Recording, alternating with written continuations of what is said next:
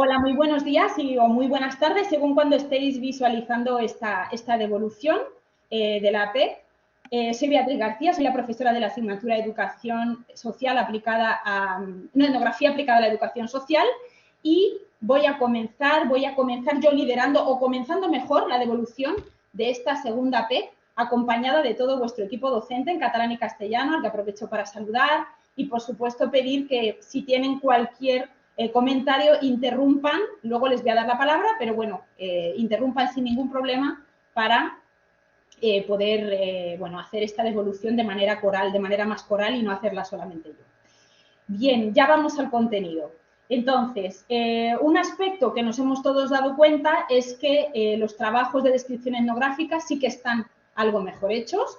Teníais las instrucciones de la devolución de la PEC1, era muy importante seguirla, de hecho es muy importante, es muy importante tener en cuenta todas las devoluciones, tanto las que se hacen en vídeo como los recopilatorios de dudas o las dudas que se ponen en todos los foros, porque es la única manera de seguir avanzando en la asignatura. Entonces, cuando nos encontramos con trabajos de descripción etnográfica que todavía tienen errores que ya han estado subsanados antes, ¿no? Pues realmente no es correcto, ¿no? Esta es una asignatura, además, con un marcado carácter continuado y por eso os pedimos constantemente, enriquecer vuestros trabajos y que todos los contenidos, todas las lecturas, todos los aspectos que hemos ido aprendiendo aparezcan volcados en las siguientes PECs, porque eso es materia de evaluación, ¿vale? Entonces, primer aspecto, el tema de la descripción etnográfica. Sigue habiendo un problema para seguir el orden que nosotros habíamos establecido. Os hablábamos primero de describir bien el contexto. Ya tenéis más información, no hacía falta decir estamos en... No, había que situar a todas las familias en sus contextos, explicar más, luego explicar a estas familias cómo son, bien, y luego describir las interacciones educativas que se estaban dando dentro y describirlas correctamente porque sois educadoras sociales, ¿no? Os quiero llamar la atención sobre un aspecto que he visto y que yo lo hemos trabajado en la devolución de la PEC1, que es el tema de la racialización. Me preguntabais, ¿hay que describir los rasgos fenotípicos de todos los grupos? Sí, sí que había que describir, hay que dar esta información cuando se hace descripción etnográfica. ¿Pero qué es lo que sucede? Que me he dado cuenta de que la familia africana de Namibia ha estado muchísimo más descrita en sus rasgos físicos, ¿no? Y también en los avalorios, ¿no? Su cara, la forma de su cara, el color de su piel, su pelo, sus labios, el grosor de sus labios. Ha sido algo que como que ha llamado mucho la atención y ha aparecido en muchos trabajos, ¿no? ¿Por qué digo que es racialización? Porque con respecto, por ejemplo, a la familia de Los Ángeles, no sé cuánto de grueso tenía la familia en los labios, o si llevaban un reloj, o si llevaban una pulsera, no sé nada de los avalorios. También esta idea de decir que la familia africana está desnuda constantemente. No están desnudos porque les vemos no les vemos los genitales, es decir, no están desnudos, van vestidos con avalorios. Y en este caso, el avalorio, ¿no?, ocupa el lugar de la vestimenta, ¿no? Entonces, todo esto es decir, están desnudos, solo llevan avalorio. Bueno, para nosotros el avalorio es algo que funciona como un aspecto más ornamental, a lo mejor suplementario a la ropa, pero para ellos así es como van vestidos, de hecho, ¿no? Entonces, estos aspectos, ¿no?, que todavía circulan, ¿no? También he visto la palabra tribu, no he visto la palabra taparrabos, pero sí algunas ideas que coincidentemente se describen más los rasgos fenotípicos de un grupo que de otro, o se dan informaciones de tipo fenotípico de un grupo que de otro, es lo que yo hablo de la racialización. Efectivamente, se ha dicho que las familias blancas son blancas, pero de una manera muchísimo más descriptiva y sin pararnos, ¿no?, a esa exotización de los rasgos del otro, del que percibimos como diferente, ¿no? Y sobre todo eso, la naturalización de ciertos rasgos de los que no se comenta nada y otros que aparecen completamente, ¿no?, analizados y cuestionados y comentados, ¿no? Esto es un aspecto importante. Otro aspecto que también he visto, que ahora diré bien sobre el tema de la columna 2, es que a veces se utiliza para hacer hipótesis más de tipo psicológico o de tipo emocional, ¿no?, cuando no es este el trabajo que estamos pidiendo. Sobre todo porque a veces no sabemos, no tenemos esta información. Y segundo, porque como educadoras sociales que utilizáis técnicas de la etnografía y de la antropología, no es este el interés de nuestro trabajo. No nos interesa si este tiene sueño, si este tiene frío, si está llamando a tal, si está haciendo... Esas son apreciaciones que se pueden hacer incluso en campo, pero podría haber, a lo mejor, si queréis, sí que os habíamos dicho que podíais hipotetizar un poco más o plantear, pero verdaderamente lo que os pedíamos era avanzar a la interpretación cultural. ¿Qué es la interpretación cultural? Haber cogido elementos de las prácticas situadas que habéis observado y poder extrapolarlas a características que pueden tener que ver con algunas formas de pensar, sentir o actuar de los grupos a los que pertenecen. Este era el trabajo. Por ejemplo, en el caso donde se va a una clase de estimulación temprana de los bebés, que no siempre ha sido considerado como tal, estamos viendo una madre que posiblemente está desplazando a su hijo varios kilómetros para ir a un curso en unas horas determinadas donde una persona experta está haciendo algo con su hijo. Esto responde a una idea de crianza, que además es compartida por muchas más mujeres. Es decir, es algo que en su grupo funciona. Esta idea de algunos aspectos de la atención de los bebés tiene que ser delegada a personas expertas, ¿no? Esto tiene que ver con un tipo de, con una creencia sobre la crianza, con una forma de pensar la crianza en un grupo. En otro grupo se hace más por inmersión en contexto y nadie está pensando cuáles son los contenidos. También la familia de Los Ángeles, si os dais cuenta, está con un libro que dice cómo convertirse en el padre que quieres ser. Como si realmente la paternidad o la maternidad fuese un proyecto, que seguramente que es muy diferente a cómo se vive desde otros grupos culturales. No significa que sea mejor ni peor, significa que avanzas a la descripción del grupo. También, en el caso de la estimulación temprana, no es baladí que todas sean mujeres. Podemos hablar de que estamos también en un sistema posiblemente heteropatriarcal donde el mandato cultural del cuidado está recayendo sobre las mujeres. Evidentemente, a veces algunos decís, hombre, no sé si hacer generalizaciones. Hay cosas que son generalizaciones y que no vienen a qué, y hay otras que, respondiendo a la imaginación etnográfica, conociendo una cultura urbana, consumista, capitalista como la que conocemos, podíamos ya extrapolar. Este era el tipo de conjeturas que tenía que tener la columna 2, ¿no? Preguntarnos sobre cuestiones del grupo, ¿no? Por ejemplo, en el caso de Mongolia también el tema de que le den un azote al niño, ¿no? Que para nosotros, para muchos compañeras ha sido algo como muy exagerado, la violencia física contra los niños. Bueno, pues esto es otra forma de criar que responde a otra manera también de entender cuál es el papel de los niños, y los niños pasa esto, y los niños. Esto era lo que se tenía que se responde a una idea, a una forma de pensar, no solamente con elementos relacionados con la crianza, sino también con el entorno. Hay personas que lo habéis hecho muy bien. Habéis desde la práctica situada habéis dado alguna pista general sobre el grupo. Parece que este grupo puede tal. Vale, pues ahí está bien. No desde la carencia, no desde el no tiene, sino puede ser, ¿no? Dotar de algún contenido cultural al grupo, ¿no? Entonces, bueno, como os digo, no se trata tanto, no nos interesan tanto las emociones cuando estamos haciendo descripción etnográfica. Y esto también tiene que ver con el extrañamiento. Y os pongo un ejemplo que me llamó mucho la atención cuando yo hacía antropología en la Complutense, de un profesor mío que nos mandaba mucho y trabajábamos mucho con etnografías de funerales, ¿no? Y todos caíamos en la primera que va en el cortejo funerario es la mujer porque es la que está más afectada, está destrozada la pobre, y nos decía, a nosotros no nos interesa lo que sientan las personas. Entendemos lo que queremos decir.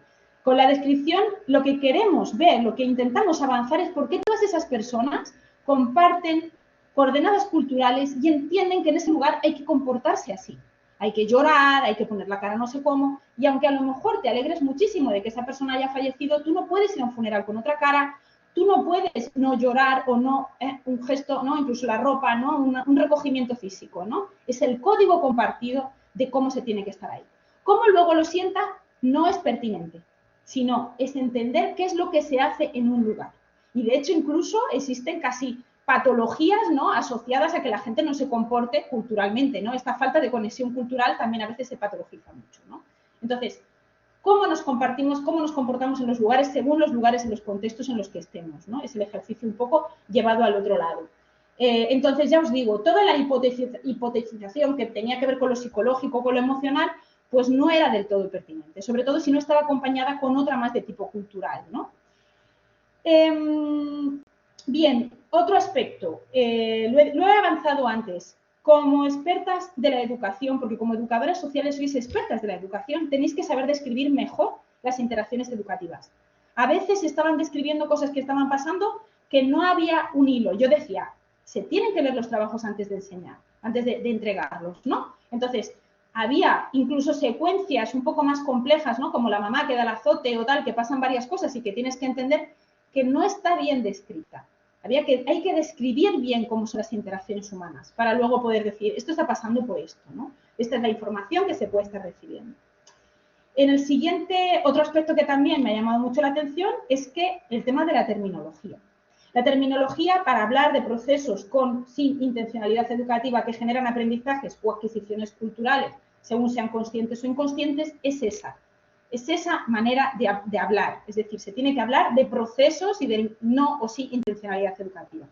Al principio se plantean así cuando se hace la cita y luego de repente se convierten en interacciones culturales, procesos de interacción. No, hay que respetar, porque esto también tiene que ver con, primero, respetar lo que se está diciendo en el manual y luego vosotros ser capaces de poner de manera verídica y correcta y fundamentada en vuestras aportaciones lo que estáis diciendo. A veces cuando se hablaba del último ejemplo, ya la terminología había desaparecido y esto es importantísimo. También el extrañamiento antropológico, veo que se han hecho algunas vueltas, ¿no? Y a veces ya no se llamaba extrañamiento antropológico o se llamaba extrañamiento pedagógico no, las cosas se llaman de una manera y sobre todo si están citadas tienen que responder a este encaje. Había que hacer ejemplos de las 4 dimensiones y teníais ejemplos en todas las secuencias, ¿no? La clase de estimulación temprana era claro que había una intencionalidad consciente que provoca aprendizaje consciente en los niños, ¿no? Y era pues a través de la manipulación, atención al contacto visual, que no lo estabais viendo, sobre todo porque hablamos de bebés. Entonces es importante girarles, ponerles, ¿no? Que la persona con intencionalidad educativa estaba diciendo en cada caso, ¿no? La mamá que a su niño le está diciendo mamá, mamá, o el que le está a su hijo enseñando lo que hace un elefante, o, por ejemplo, la mamá que acaba dando un azote a su bebé porque le ha tirado un cubo, ¿no? Hay estos interacciones que tienen que ver con te quiero transmitir una cosa y yo entiendo que aunque seas un bebé, evidentemente, el bebé no puede luego verbalizar la instrucción aprendida, pero es claro que ese bebé entiende, y sobre todo lo entiende si os fijáis de manera muy emocional, ¿vale? Porque los bebés sonríen o el bebé se asusta, se queda parado, ¿qué pasa aquí? Es decir, al principio nos entran las informaciones así, ¿no?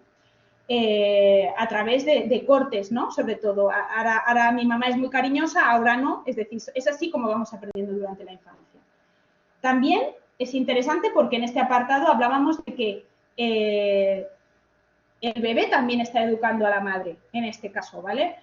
Cuando eres madre, cuando tienes el rol de madre, parece que nos estamos centrando en cómo los bebés aprenden a ser personas, pero es que también las madres están aprendiendo a ser madres con las interacciones con su hijo, ¿no? Igual que los abuelos aprenden a ser abuelos por interacción con el nieto. No es que uno nazca y tenga todos los roles, sino que se moldean en interacciones. Entonces, la madre cuando coge al niño y le hace el contacto visual, también está aprendiendo de cómo es ese niño, de cómo es su evolución, incluso de algo como cómo es su peso o cuál es la cercanía óptima o cómo es su estado emocional, ¿no? Todos estos aspectos que van del adulto al niño o de unas personas a un grupo o, como yo también he dicho, también se puede educar también el entorno, era muy importante identificarlas y ejemplificarlas de manera correcta, ¿no? Como os había dicho, los procesos sin intencionalidad que generan adquisiciones culturales o aprendizajes inconscientes tenían que ver con esta inmersión en el entorno, ¿no? Simplemente el ruido de fondo, los olores, algo que no somos capaces. Luego es curioso porque a veces somos mayores y somos capaces de recuperar esos aspectos, ¿no? de nuestra infancia. Yo me acuerdo que era tal, ¿no? Pero en ese momento estamos por interacción metidos en un contexto donde puede hacer mucho ruido, donde no puede haber ruido, donde vivimos o donde nos subimos en un ascensor y tenemos experiencia de la verticalidad, que esto también es un aprendizaje completamente complejo y pertinente para niños que viven en sociedades urbanas versus los que viven en otros contextos, siempre en plano. O, por ejemplo, ¿no? Muchos habéis dicho, es que la niña japonesa tiene mucha suerte porque su madre la lleva a muchos sitios y los otros simplemente están en casa. Atención, porque la niña va pegadita en un saquito, ¿no? Que esto también es una experiencia concreta de circular, ¿no? Y el otro niño a lo mejor se está alejando 15 metros, pero va solo. Y va y se agacha en un charco. La experiencia de circular es completamente diferente. Son entornos completamente distintos que les permiten a los niños visualizar y sentir cosas distintas que son materia de aprendizaje. Me ha llamado mucho la atención el tema de que se ha identificado el clic este del microondas, ¿no? Que tiene que ver con estas sociedades tecnologizadas hasta la extenuación, ¿no? Donde hay luz artificial, ¿no? Me hacía gracia porque muchos llamáis a estas sociedades como muy estructuradas, cuando también atención con cómo estructura la naturaleza. Cuando vives dependiendo de la naturaleza, del ciclo de cuándo empieza el sol, cuándo acaba el sol, cuándo hay agua, cuándo hay... Me río yo de lo que es esa estructuración. A lo mejor no se puede buscar la pauta rutinaria, igual que en un contexto urbano, donde realmente a través de la artificialización, por así decir, se generan los días, pero cuidado que también los otros entornos, no significa que porque estés en un entorno donde no tengas un reloj, a ello sea, bueno, aquí cada uno como Pedro por su casa. No, hay muchísima estructuración en todos los contextos, ¿no? Muchos, a ver, he visto, y esto os lo he puesto también en la devolución, a veces observo, y no quiero llamarlo plagio, no quiero decir copiáis, yo entiendo que las PEC se hacen de forma colaborativa, que podéis tener canales de encuentro, pero a veces me da una rabia cuando veo en muchísimos trabajos bloques inspirados, digamos, de la misma manera, que encima son erróneos, que estáis trasladando ideas, ejemplos que no son propios porque son compartidos por muchas personas y que los estáis poniendo con vuestro nombre y apellidos. Es que, atención con esto, tenéis la oportunidad verdaderamente de trabajar, de ser corregidos, por así decir, sobre todo cuando el ejemplo no está bien encajado, realmente hay que tener bastante atención, no solamente como aprendices, sino también, como os he dicho en el tablón de anuncios, desde una perspectiva ética, ¿no? Sobre lo que decimos que es nuestra autoría y no lo es, ¿no? Atención con esta idea. También con, por supuesto, las citas teóricas, que esto es un tema que ha sacado, ha bajado bastante la nota, y también con esta idea bueno, de la propia estructura, las preguntas que tienen que ver con el extrañamiento antropológico en el contexto, pues como necesitaban como estructura, si vas a hablar de contexto de la manera que se está hablando en los manuales, hacer la cita y a partir de ahí tu desarrollo y extrañamiento igual. Lo que no se puede hacer es comenzar uno a describir lo que cree que es el extrañamiento antropológico y acabar con Zeligueta y Sule, que parece que están al final de todo, ¿no? Primero ponemos la cita, ponemos la definición y luego nosotros ejemplificamos y nos lo acercamos a nosotros, pero partiendo de lo que te están preguntando.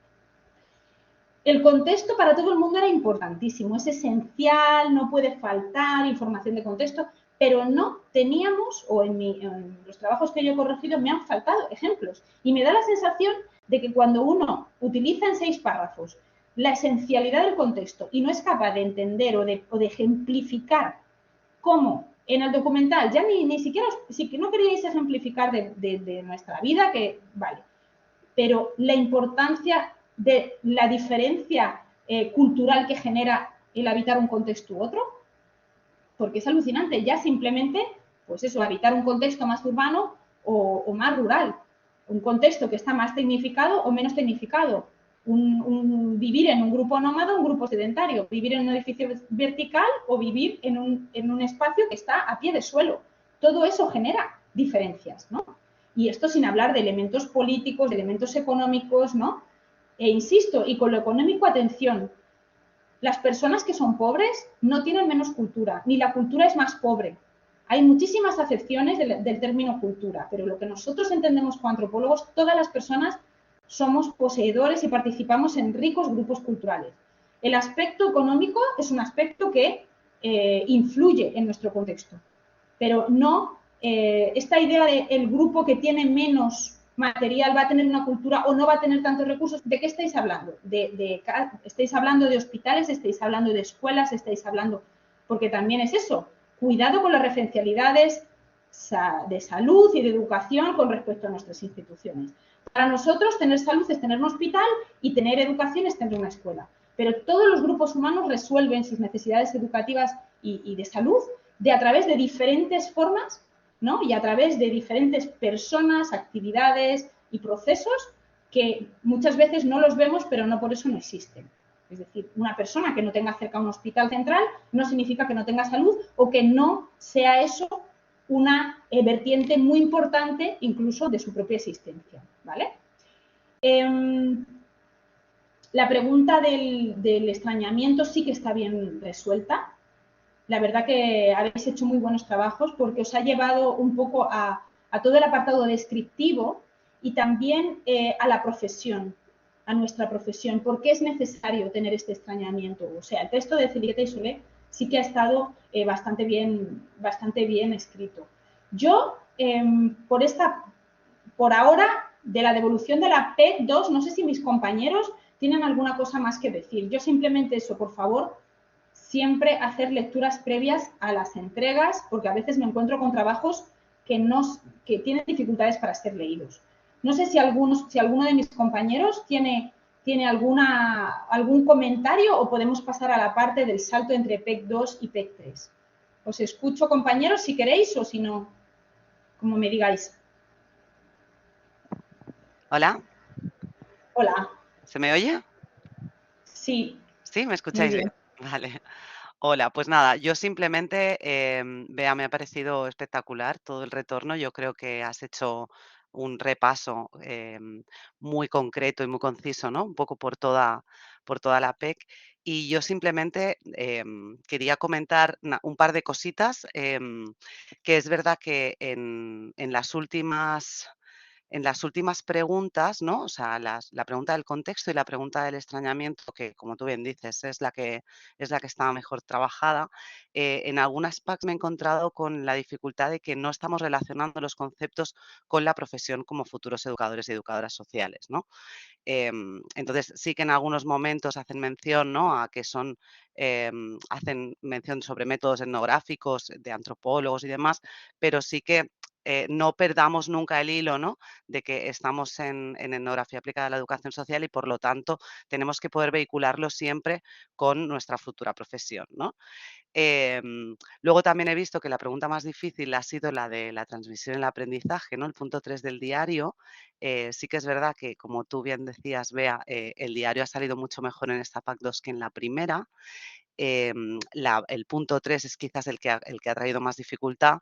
En el contexto se veía, ¿no? Pues si habían personas que habían leído más los materiales, pues tenían mucho mejor trabajada la pregunta del contexto, y luego la del extrañamiento es la que ha quedado quizás como mejor trabajada.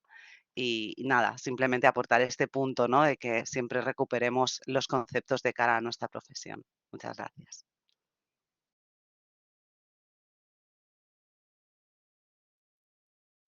Rosa.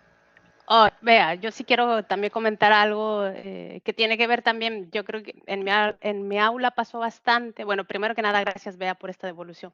Tenemos muchas cosas, yo creo que se repiten en las demás aulas. Pero yo sí que quería hacer énfasis en el tema del diario, sobre todo porque un poco volver a este punto de nuestros prejuicios, ¿no? De los estereotipos que muchas veces salen, entendemos que no es fácil hacer una descripción sin ellos, ¿no? Sobre todo porque también las personas que lo hacemos estamos dotados bueno, también de unas formas de pensar, ¿no? Tenemos nuestros discursos y demás. Y en ese sentido, yo sí quisiera señalar que muchas veces en mi aula se repitió toda esta cuestión de la transmisión. La transmisión, en el caso de Ponijao y de Bayar, se les leía como una transmisión más inconsciente, sin intencionalidad, mientras que, por ejemplo, en el caso de Hati o de Mari, ¿no? Que son las niñas de Occidente y occidentalizadas, no sé, que se piensa más siempre como en el orden, ¿no? Como en la intencionalidad, como dentro de una conciencia. Y yo creo que hay que tener muchísimo cuidado porque yo lo que también leo o intuyo es que lo que está detrás de esta forma también de, digamos, de alguna manera categorizar, ¿no? A las personas a partir de estas transmisiones culturales, bueno, está la idea en que es una sociedad, entre comillas, ordenada, civilizada, ¿no? Con todo lo que nos chirrían este tipo de conceptos, y la otra idea de lo salvaje, de la naturaleza, de lo cultural, que también salía bastante y hay que tener mucho cuidado, ¿no? O el tema que también ya planteabas, Bea, lo de la estimulación, ¿no? Pareciera que los niños como Mario, Hati, ¿no? Digamos que están más estimulados porque se les dan juguetes, ¿no? Porque se les lee. En cambio, otra vez, se hace como mucho esta dicotomía y esta diferencia que, insisto, creo que detrás hay toda una serie de prejuicios, ¿no? Y de estereotipos, y se piensa también que están en contextos, entre comillas, más comunitarios, más familiares, pero si vemos a lo largo del video, también el llevarlos a un espacio, entre comillas, de estimulación o no, también se crea comunidad, ¿no? O sea, tenemos que revisar nuestros conceptos. Y otra cosa que también yo haría un poco de énfasis, que yo creo que también se repite, es cuando señalamos tanto dentro de las PACs, ¿no? Cuando decimos, bueno, queremos identificar formas de sentir, pensar y actuar, no nos estamos refiriendo, ¿no? A si la persona está triste o está feliz, en este caso los bebés, sino justamente ese compartir coordenadas culturales, ese compartir códigos, ¿no? Que las personas de un grupo, de un colectivo, ¿no? En general, de un barrio, de una ciudad, compartimos, ¿no? Actuamos. Pero eso es muy importante que sí que quede claro, ¿no? Porque como bien tú señalas, Bea, porque después en las siguientes packs también, digamos que está ligado esta cuestión, ¿no? Estas coordenadas culturales que también necesitamos identificar, pero también para poder pensar nuestros propios procesos de aprendizaje, ¿no? ¿Qué es lo que hemos aprendido de manera inconsciente y que no siempre cuestionamos, y que yo creo que esto está ligado también a lo que vamos a pedirles en la PAC 3 y 4. Yo lo dejaría ahí. Muchísimas gracias a las dos. Bueno, pues si os parece, continúo y luego le voy a dar la palabra a nuestra compañera Maite, porque yo sé que el ejercicio este de los ejes de transmisión ha sido, bueno, difícil para muchas personas, ¿no? Porque era como, muchas veces era como frustrante, ¿no? Porque es como, ¿cómo yo voy a saber lo que este niño está aprendiendo y tal y cual? Pero para nosotros es importante que hagáis este ejercicio porque creo, tengo la certeza, y además esta frase de Spindler muchas personas la habéis recuperado. Como educadores sociales creo que se está abusando en la intervención de todas las dimensiones intencionales y conscientes. Es decir, sabemos por Spindler que la mayor parte de la cultura se está transmitiendo de manera inconsciente y se está captando de manera inconsciente. Pero, sin embargo, nosotros, cuando de repente nos dicen hay un instituto donde los niños, hay como desigualdad de género y las niñas están haciendo tal, haciendo cual, ¿qué es lo que muchas veces hacemos como educadores sociales? Talleres.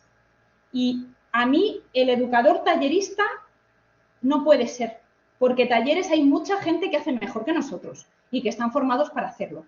Y nosotros tenemos que trascender esas dimensiones. Esto de decir, bueno, voy a dar una charla a un cole porque veo que son muy machistas. Es que no va de esto. Y a ti te pueden encargar ese trabajo y que tú como parte, yo lo he hecho y lo he hecho mucho, quiero decir, pero repitamos todos juntos, no somos talleristas.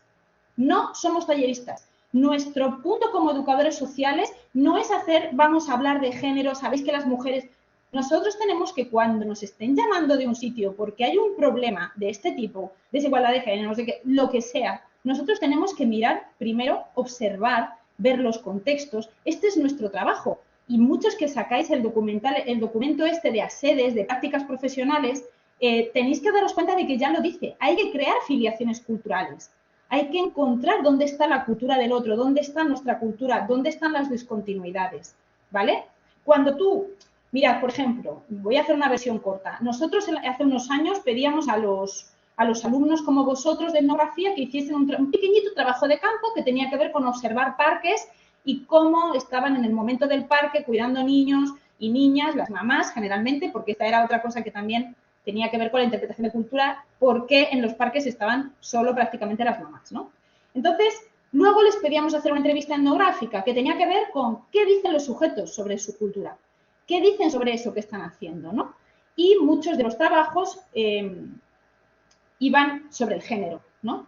¿Qué es lo que pasa? Que cuando tú trabajas en un campo, observas y luego vas y haces una entrevista, ¿vale? Que eso va a ser un trabajo que vais a tener que hacer mucho, te vas a dar cuenta de la diferencia que hay entre lo que los agentes dicen y lo que los agentes hacen.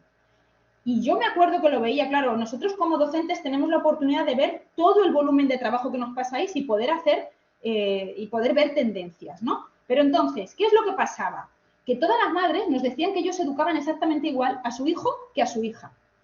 Eso era el plano, es decir, para ellas no era un problema el género en su casa, no consideraban. Y sin embargo, los alumnos ya en los parques observaban prácticas súper diferentes entre niños y niñas, maneras de tratar, maneras de dirigirse a ellos con sus logros, maneras de vestirlos, maneras de formas de ser en casa. De hecho, tú cuando como niña estás mirando que la que te está sacando al parque todo el rato es tu madre, estás captando también una información que tiene que ver con tu grupo cultural y con el género, con tu adscripción de género, ¿no?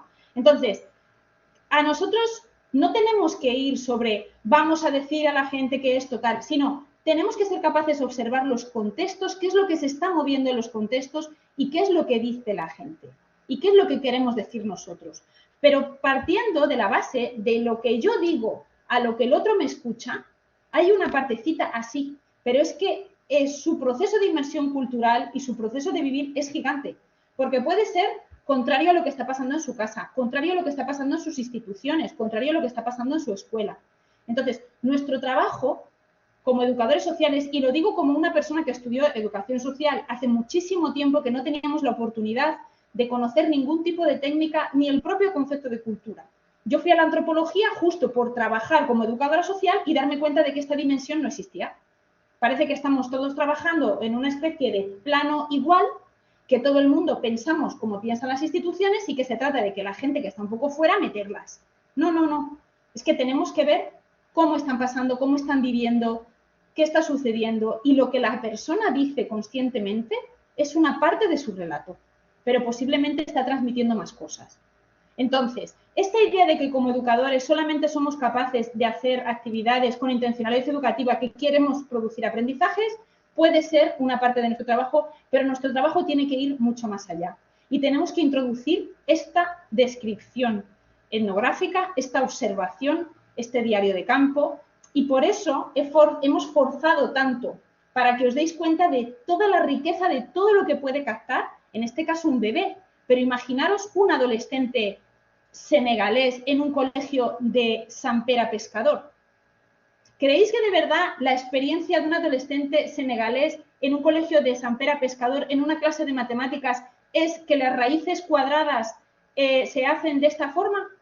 Eso es la parte más...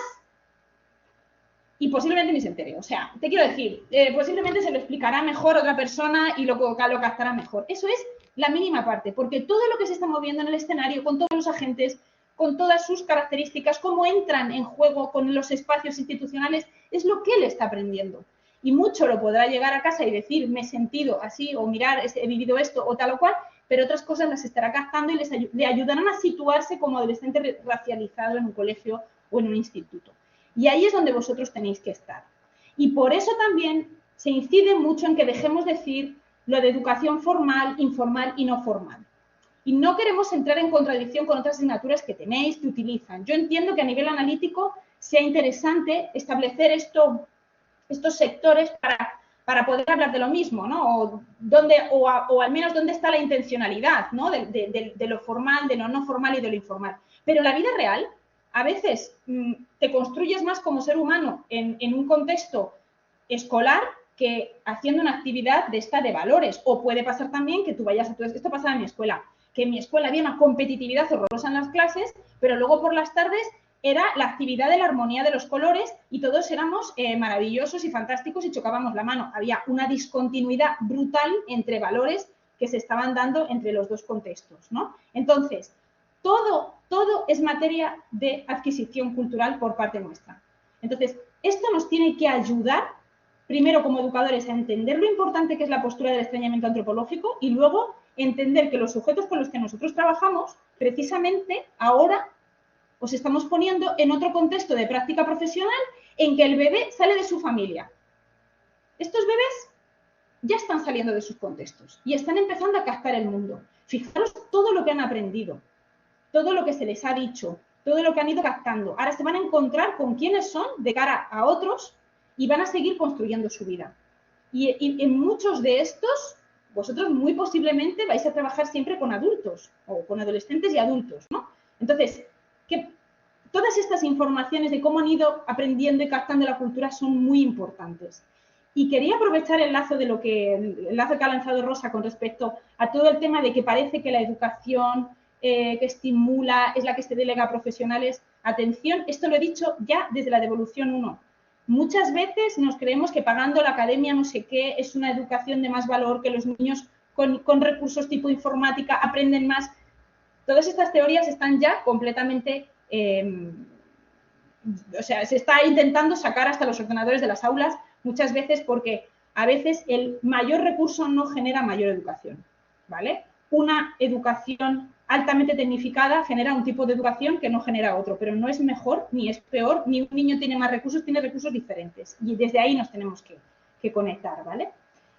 Entonces, es muy importante, por supuesto, el contexto, ¿vale? Y ahora, de hecho, os estamos haciendo trabajar en la PEC 3 sobre un análisis de contexto. Y ahora voy a dejar a nuestra compañera Maite Heredia de que entendamos de qué nos está sirviendo la descripción pautada de un grupo, la interpretación de las coordenadas culturales, de entender cómo son los procesos de transmisión educativa y cultural.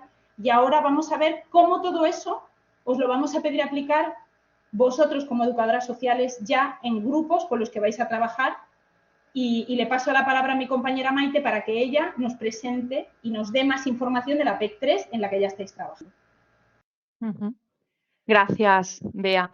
Bueno, yo seré breve, porque el objetivo de esta sesión era precisamente hacer la devolución, ¿no? de la PEC 2, pero sí que es verdad un poco, pues eso, ¿no? Explicar por qué la enlazamos con la PAC 3.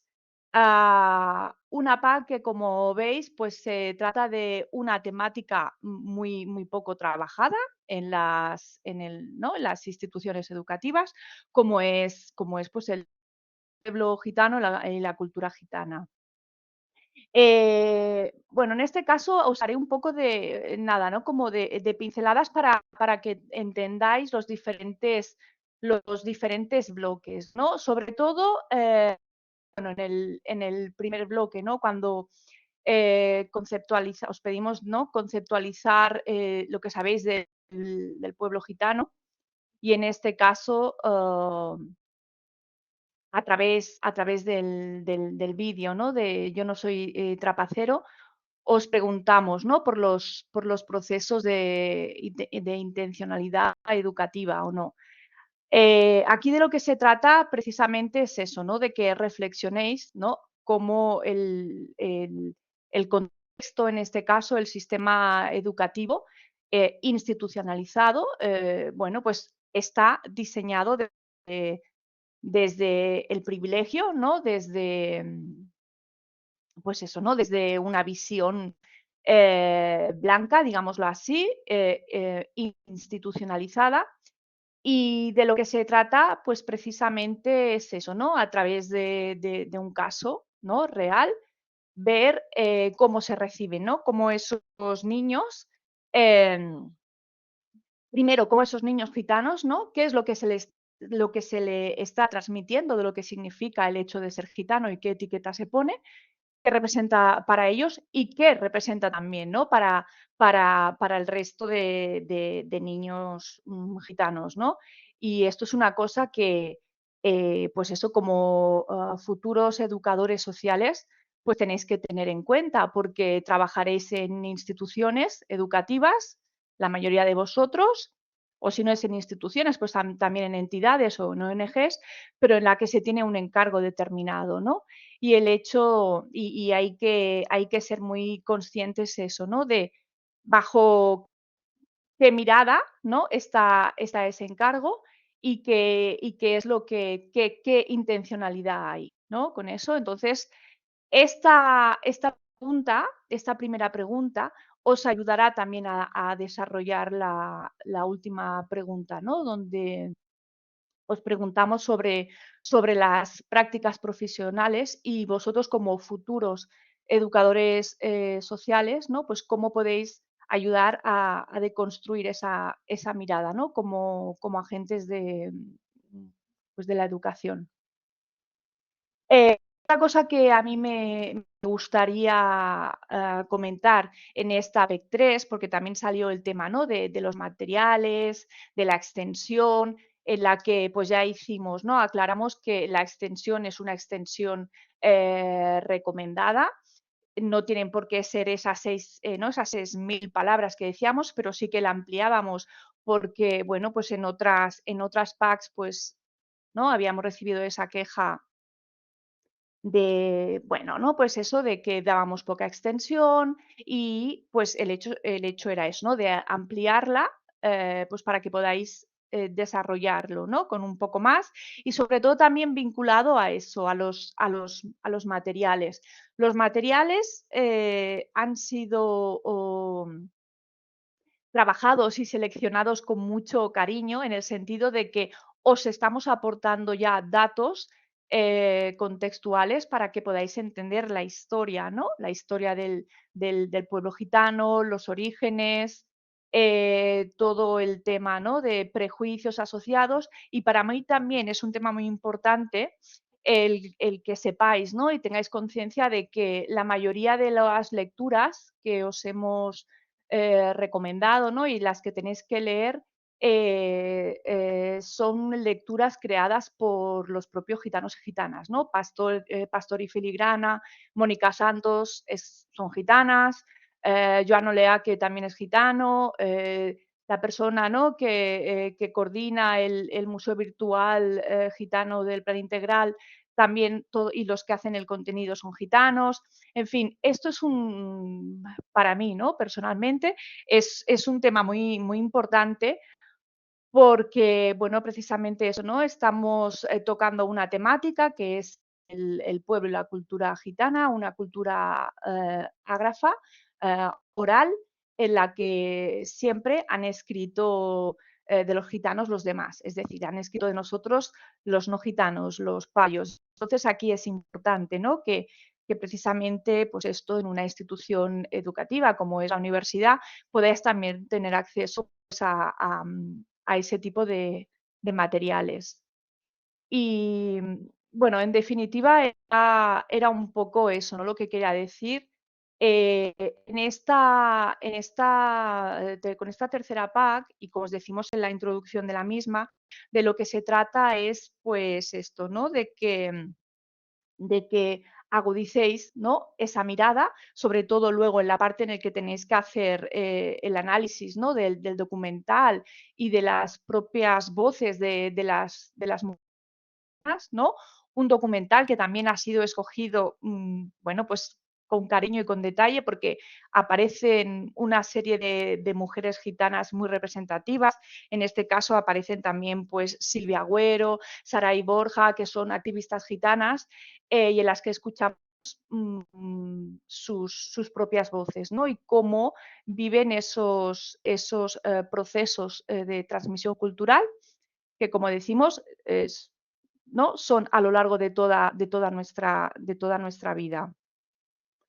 Y pues eso, para finalizar es eso, ¿no? De aprovechar esta tercera PAC para poder relacionarlo con todo lo que hemos trabajado en la PAC 1, en la PAC 2, porque allí veréis que podéis, pues esto, ¿no? Todo poner a la práctica, todo lo que pues hablamos del extrañamiento antropológico, toda la parte del contexto, y la idea era un poco esta.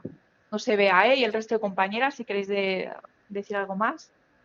Muy bien, a mí me gusta mucho que además tengan esta oportunidad, como tú decías, de poder trabajar el pueblo gitano desde la universidad y a través de las voces, bueno, del privilegio que tenemos de tenerte a ti, pero también de las voces de otras gitanas y gitanos que nos van a, bueno, que yo creo que es un regalo para este año, para todos los estudiantes de esta edición.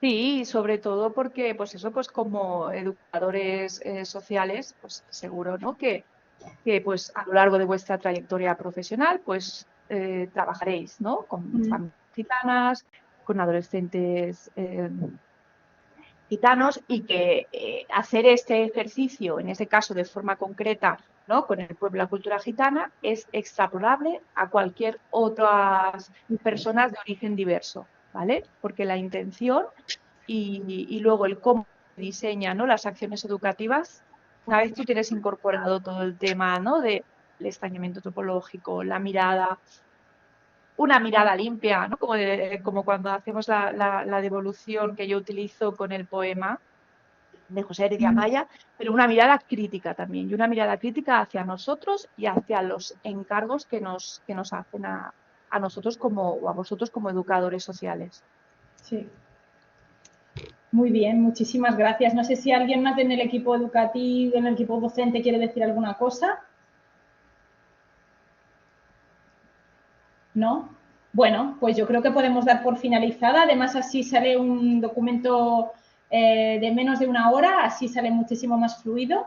Esperamos que os haya interesado, que os ayude y a partir de ahora, si queréis formular dudas, comentarios, sugerencias, estamos abiertos para ello en el email o en el espacio forum. Muchísimas gracias y que vaya muy bien. Adiós. Adiós. Adiós, gracias.